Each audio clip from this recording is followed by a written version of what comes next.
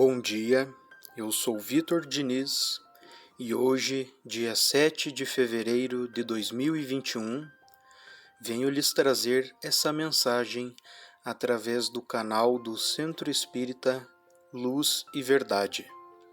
Primeiramente, vamos acalmar os nossos corações, esquecer por alguns instantes as atribulações que nos atormentam.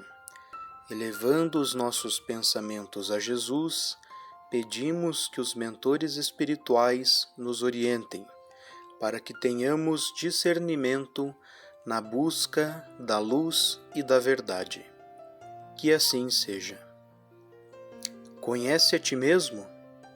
Com essa frase, Sócrates construiu a base de sua filosofia, ou seja, o que o filósofo pregava era que nós devemos nos ocupar menos com a riqueza, fama, poder e passarmos a nos ocupar com nós mesmos.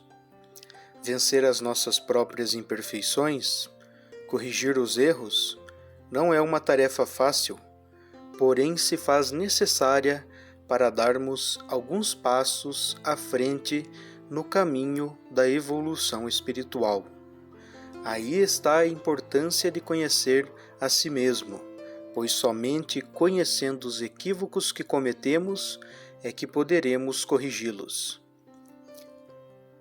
Para seguirmos nesse processo, é importante estarmos atentos ao que diz o codificador Allan Kardec no Livro dos Espíritos, mais precisamente na questão 919. A questão nos diz o seguinte: compreendemos toda a sabedoria dessa máxima, mas a dificuldade está precisamente em se conhecer a si próprio. Qual o meio de chegar a isso?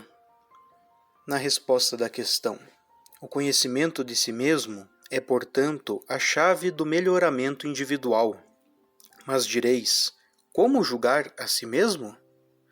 Não se terá a ilusão do amor próprio, que atenua as faltas e as torna desculpáveis? O avarento se julga simplesmente econômico e previdente. O orgulhoso se considera tão somente cheio de dignidade. Tudo isso é muito certo, mas tendes um meio de controle que não vos pode enganar. Quando estáis indecisos quanto ao valor de uma de vossas ações, perguntai como a qualificaríeis se tivesse sido praticada por outra pessoa. Se a censurardes em outros, ela não poderia ser mais legítima para vós, porque Deus não usa de duas medidas para a justiça.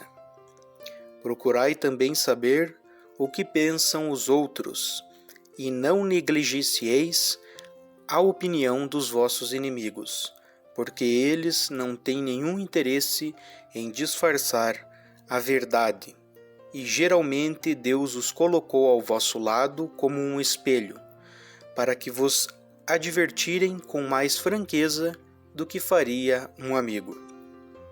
Que aquele que tem a verdadeira vontade de se melhorar, explore, portanto, a sua consciência, a fim de arrancar dali as más tendências, como arranca as ervas daninhas do seu jardim, que faça o balanço da sua jornada moral, como o negociante o faz dos seus lucros e perdas, e eu vos asseguro que o primeiro será mais proveitoso que o outro.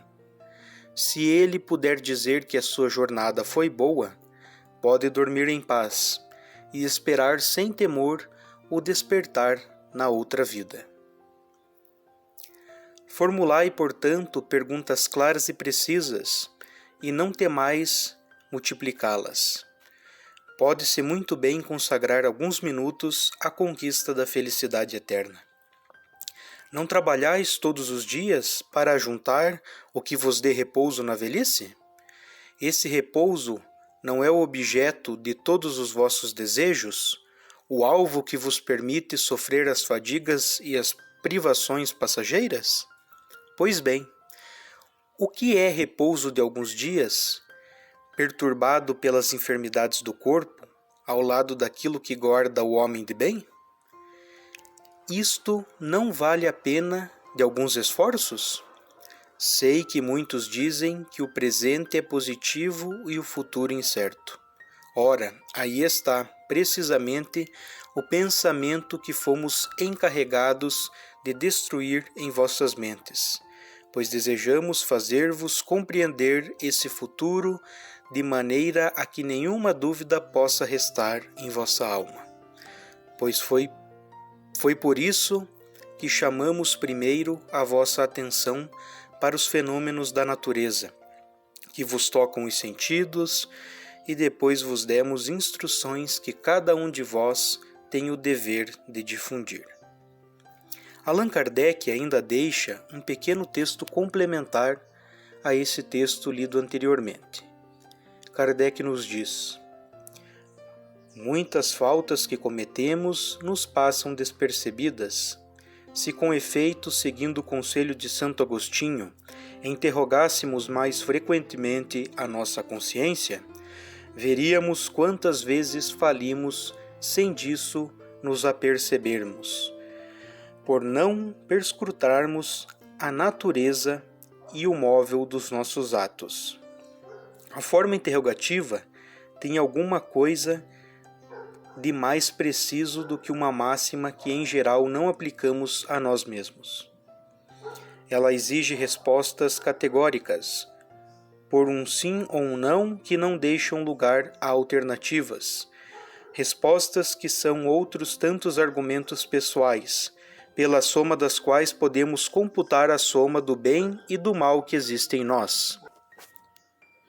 Irmãos, agradecemos a Deus pelo dia de hoje, por mais uma oportunidade de melhorar aquilo que ainda não está bem feito.